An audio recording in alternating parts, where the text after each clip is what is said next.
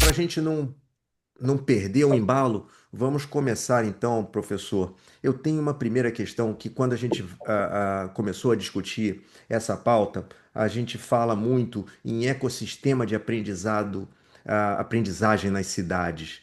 Antes da gente entrar mais a fundo nisso, o que é esse ecossistema de aprendizagem nas cidades? O que ele se diferencia do passado e o que ele tem de novo e como que ele está se desenvolvendo mais rápido com todas as tecnologias que estão sendo aportadas nesse momento? Posso começar eu? Eu acho que estamos a dar os primeiros passos. Nesse sentido, é como diríamos, isso é um chavão, as smart cities. Um, Na minha perspectiva, eu acho que esses ecossistemas para a aprendizagem, as smart cities, eu creio que no Brasil estávamos a falar de cidades criativas, salvo erro. Nunca ganhou muito o conceito de Smart City, era cidade criativa, mas estávamos a falar de uma mesma corrente de desenvolvimento estratégico, político e efetivo dentro das cidades. A questão, como sempre, é que há uma competitividade, se quiser, estratégica e política entre aquilo que são o governo, as agendas económicas de diversos interesses e grupos económicos e a agenda do cidadão, a agenda da sociedade, a agenda do público em geral e do cidadão que habita os lugares, que habita as cidades. Um, e efetivamente essa primeira agenda e que de certa forma ainda está muito em curso e em muitos aspectos necessária, não estou a dizer que não é Sim. necessário instalar a tecnologia, a pena é que se calhar nos primeiros momentos nem todas as cidades e posso lhe dar o exemplo de algumas na Europa que eu conheço melhor. Nem todas as cidades, e quem governava ou quem governa as cidades, levou esse desenvolvimento dos ecossistemas de aprendizagem, levou em tempos equilibrados ou em velocidades equilibradas do desenvolvimento da tecnologia, acompanhar aquilo que eu e o André gostamos muito de chamar o win-win, WIN, dos anglo-saxónicos, que é dos wishes, interests and needs, a acompanhar os desejos, os interesses e as necessidades do cidadão. Isto vem, estes handlers, estes não são meus, é de um projeto europeu que foi absolutamente orientador para nós. Um, e para muitas cidades, nós temos vários casos na Europa, Barcelona é se calhar uma das mais conhecidas, mas eu gosto muito, Barcelona conheço menos bem, conheço melhor Londres. E Londres, apesar de estar num quadrante político e de desenvolvimento político, se calhar é talvez do que mais se articula, ou que melhor articula o regime democrático com um modelo de desenvolvimento económico liberal dentro da Europa, se calhar é uma das referências, não estou com isto a fazer juízo de Sim. valor, a constatar, é um cluster e curiosamente, sempre que a tecnologia era instalada, verificávamos que ela era instalada para de alguma forma servir. Isso é interessante. Houve um movimento, muito antes deste, houve um movimento das digital cities, na década, já viragem de século. Uhum. Começou nos princípios da década de 90, aqui na Europa, no Brasil não acompanhei, Filipe. E aí verificávamos coisas fabulosas para quem conhece e visita Londres. Só vou dar um exemplo muito mundano, muito comum, mas que é factual. Quem precisa de se deslocar dentro de Londres, desde muito cedo, que através de smartphone e as primeiras versões de um smartphone com o que nós chamamos de acesso a dados abertos, nós conseguíamos planear efetivamente a nossa viagem, suportada em transportes públicos, através de um Google Maps ou através de uma outra aplicação aberta, ou com uma dimensão de utilização gratuita, tendo acesso a estes dados. Há muito tempo. Não tivemos à espera do movimento das smart cities, não é? Portanto, esta oportunidade de digitalizar a Sim. cidade já foi feita tendo isto ao lado. Quando falamos em ecossistema de aprendizagem, não é uma aprendizagem no sentido como muitas vezes a definimos na universidade ou numa escola, no não superior, no ensino médio. Não é esse o ecossistema de aprendizagem que estamos aqui a falar. É um ecossistema muito rico em informação.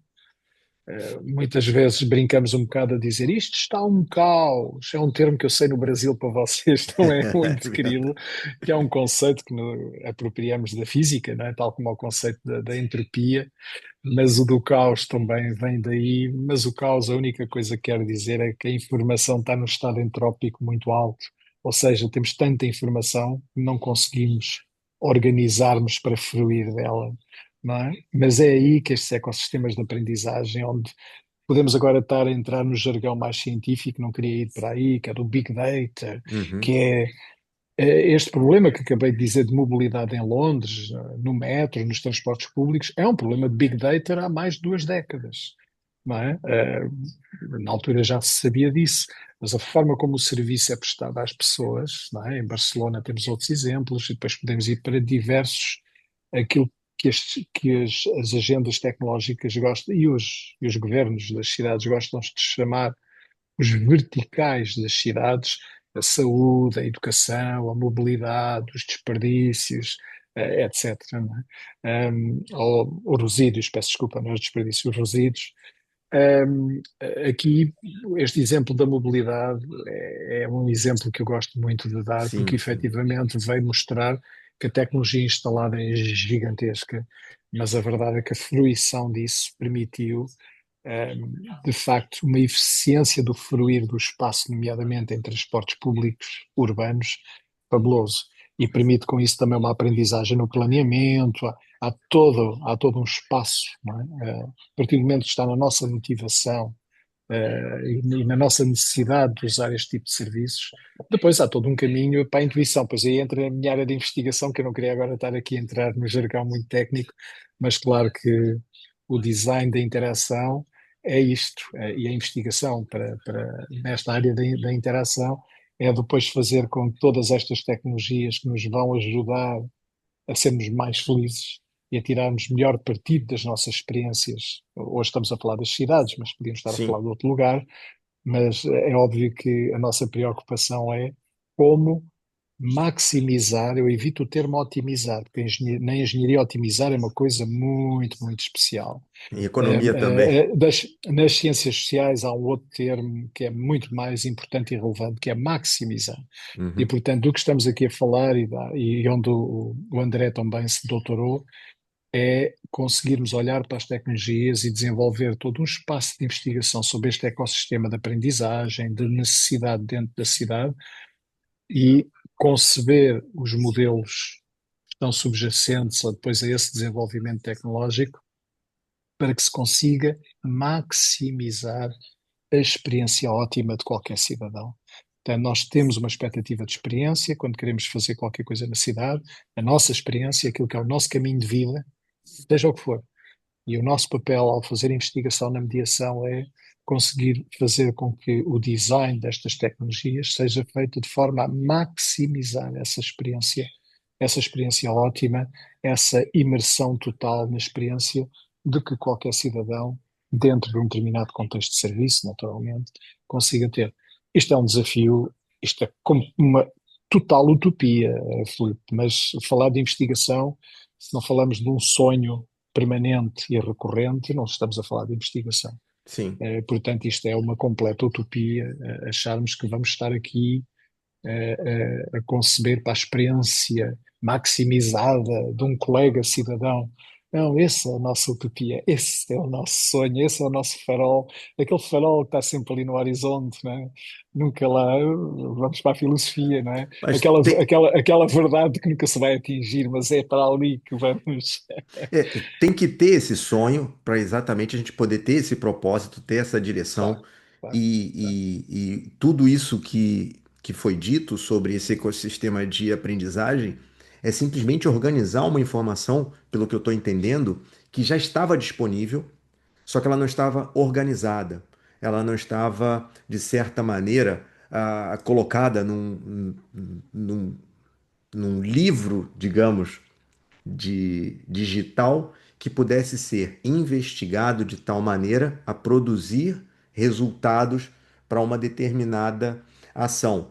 Como o exemplo que foi dado, os carros estão andando nas ruas todos os dias, estão indo e vindo, só que a partir do momento que consegue se medir para onde eles estão indo, qual é a velocidade, quantas pessoas tem dentro do carro, começa a se enriquecer e se aprender com essa rotina, essa internet das coisas que está vindo já aí pelo menos há 25 anos, desde a virada do século, traz para a gente um volume de informações, o Big Data, muito grande, mas ainda é um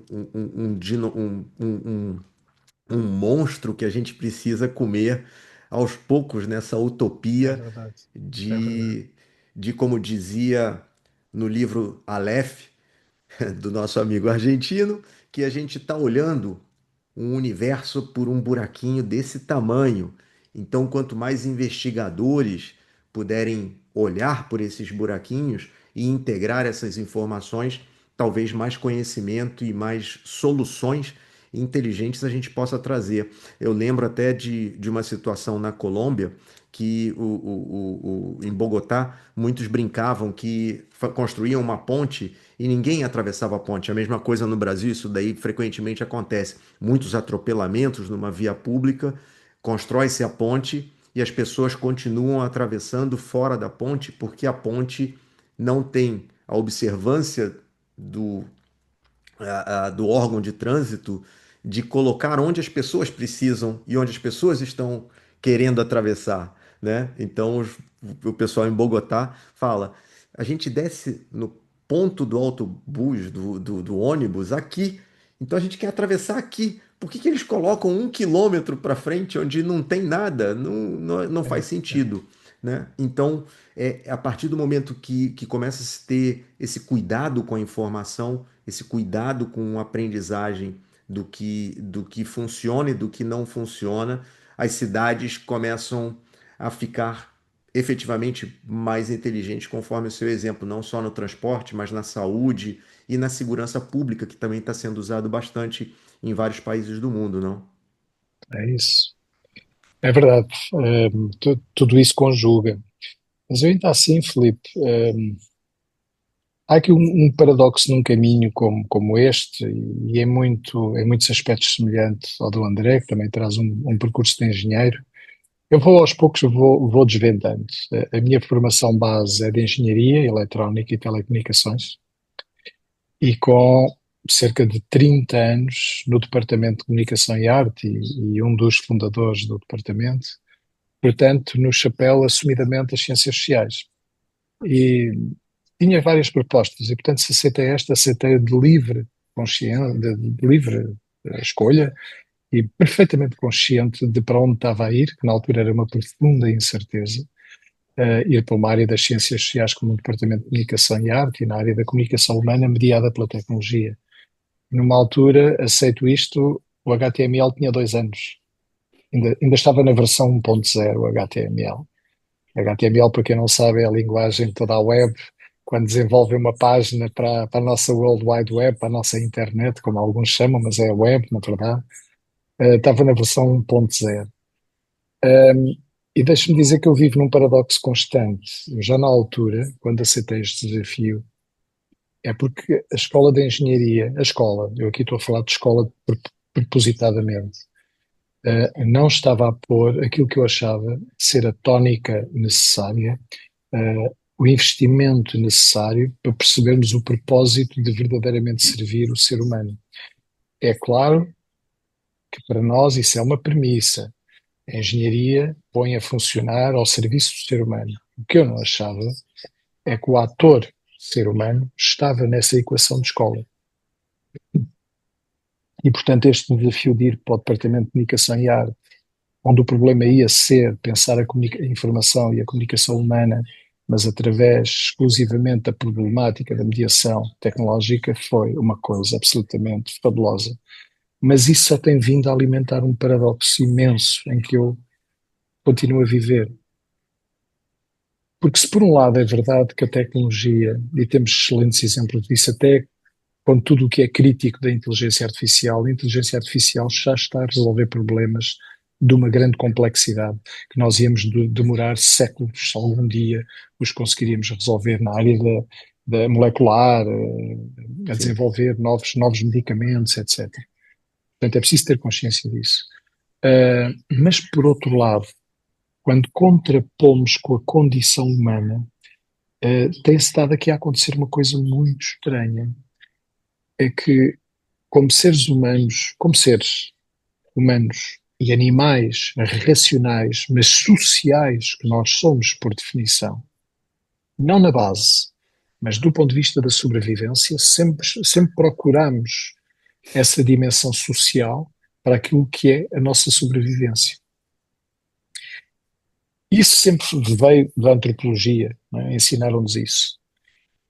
E aquilo que começamos a ver é que a tecnologia, neste momento, não nos dá aquilo que chamamos os estudos de proxémia, não nos dá aquela proximidade e aquela intimidade que sempre foi estudada como sendo de animais sociais, neste caso racionais, e no nosso caso seres humanos.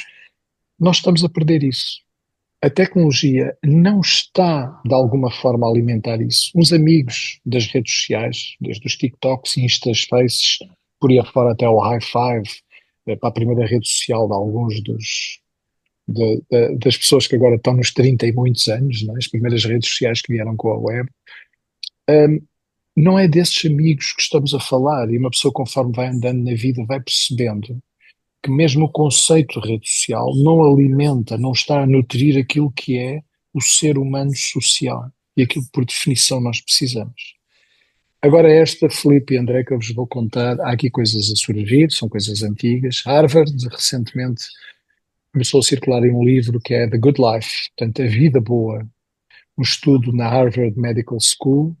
Harvard, uma das universidades de referência perto de Boston, ali no nordeste dos Estados Unidos, e um estudo longitudinal sobre a vida boa e, em particular, este bem-estar que estamos a falar aqui hoje. O que é isto do bem-estar e que papel dentro das cidades, mas podemos pensar noutro quadrante, mas para já vamos retomar o tópico. Bem-estar, envelhecimento ativo, e vamos ver o bem-estar ao longo da vida. E agora espantem-se, esse estudo da Good Life, em português foi traduzido para a vida boa, se calhar Uhum. em português europeu. Sim. Português do Brasil, não sei se o termo é esse, mas valia a pena vocês lerem o livro. Espantem-se que, quase como a verdade lá para Alice, é 80 anos. Há participantes que já faleceram. É um estudo longitudinal que acompanharam durante 80 anos centenas de participantes. E depois, pouco tempo depois do estudo começar, começou só com homens, isto início do século passado, ou meados, não foi início, mas já pós-Segunda Guerra Mundial, e depois as famílias, e continuaram para os filhos. E se eles disserem, então, mas, e a pergunta era, o que é que vocês precisam para ser felizes, ou o que é que vocês sentem? Um, a primeira coisa, e isto é dos Estados Unidos, atenção, nós estamos a falar da mesma espécie. Isso é importante. É importante, mas a parte cultural é importante, a gente todos sabemos isso, a Claro. parte cultural é extremamente importante, ou seja, o contexto em ciências sociais é sempre, contexto e a situação, mas aqui o contexto é muito importante, e eu estar a sublinhar, é um estudo dos Estados Unidos, mas agora vão perceber, há aqui uma harmonia na condição humana, e vão ver as semelhanças com muito daquilo que vocês conhecem. Pelo menos que eu conheço na cultura portuguesa e daquilo que é o contexto em que eu tenho vivido ao longo destas décadas também. Pergunta então, o que é que para si faz sentido para ser feliz e quais são as causas que pode atribuir àquilo que é a sua condição de ser feliz? Isto ao longo de 80 anos, a estudar isto. Pronto, Uhum. muitos participantes já morreram, os primeiros quase todos já morreram. Espantem-se, normalmente em tenra idade, o jovem adulto, na idade ativa, condição económica. Eu preciso de ter condição económica para ser feliz. Conforme a vida vai passando, e entramos dentro do seu tema de hoje. O envelhecimento ativo, a aposentadoria e tal. A qualidade das nossas relações humanas ao longo do tempo. Sim. Isto é importante. Eu estou a ir buscar os conceitos exatos. a qualidade das nossas relações, ok? Não é a qualidade da família, nem das relações que estabelecemos ao longo deste tempo todo. É isso que nos leva, em primeiro plano, há outras coisas, mas top of tops, ok? A qualidade das relações que nós conseguimos manter e ir fazendo ao longo do tempo. E como é que isso é um dos fatores preponderantes e os mais importantes para nós chegar. Estamos a falar de vida 80, 90, Filipe. Isto não é, Sim. quem se aposentou com 55 anos. Não, não, não. Não me interpretem mal, leiam o livro, vejam. Estamos a falar de 80 anos a acompanhar. E também eu comecei por dizer logo isto é Estados Unidos, mas já perceberam que quando entramos por este regime adentro, há aqui uma condição humana, começamos a ver.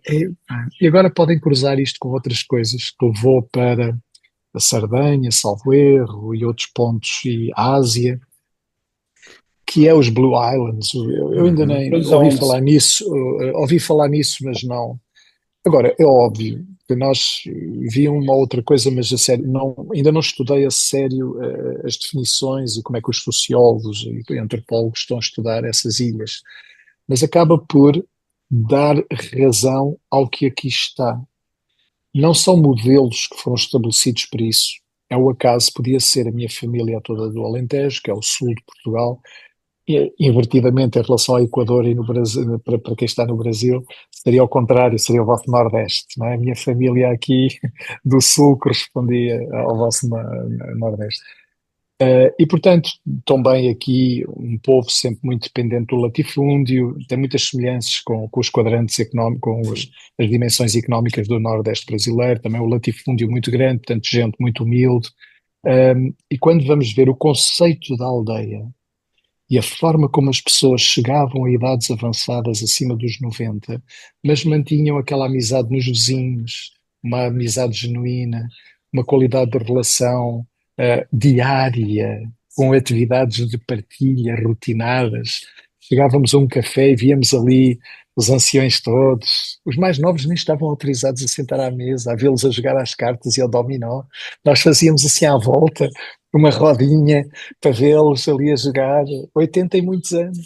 E ali estavam eles todos os dias depois do almoço, iam beber o café e ali estavam a jogar o seu dominó e a fazer torneios entre eles e os mais velhos lá estavam e nós só estávamos autorizados a espreitar de pé à volta da mesa. Portanto, é isto. Agora, o paradoxo. As tecnologias não estão ainda a alimentar isto, estão a resolver outros problemas fabulosos, Uhum. mas não estão a alimentar na essência isto. E pior, nós sabemos que vai haver uma movimentação muito grande das pessoas de procurar viver em conjunto, desfrutar das cidades. E as cidades, todas as nossas cidades no mundo estão a ganhar grande, grande densidade. Ainda vem outro problema. Nós estamos a ganhar grande densidade, mas não nos estamos a tornar mais sociais. Acho que a qualidade das nossas relações não está a acompanhar a densidade dessa centralidade e dessa mole humana. Não é? Quantas vezes nos ouvimos as queixas dentro de um condomínio e não conhecemos os vizinhos? Isso é dramático. É Como é verdade. que nós podemos estar a ver exemplos, resquícios históricos destas Blue Islands? Gente com 90 e tal anos, vive feliz com tudo a que tem direito, Filipe, tudo, toda a condição humana. Tem os seus legumes naturais, tem a sua vida sexual, tem companheiros, tem mobilidade, tem tudo acima dos 90.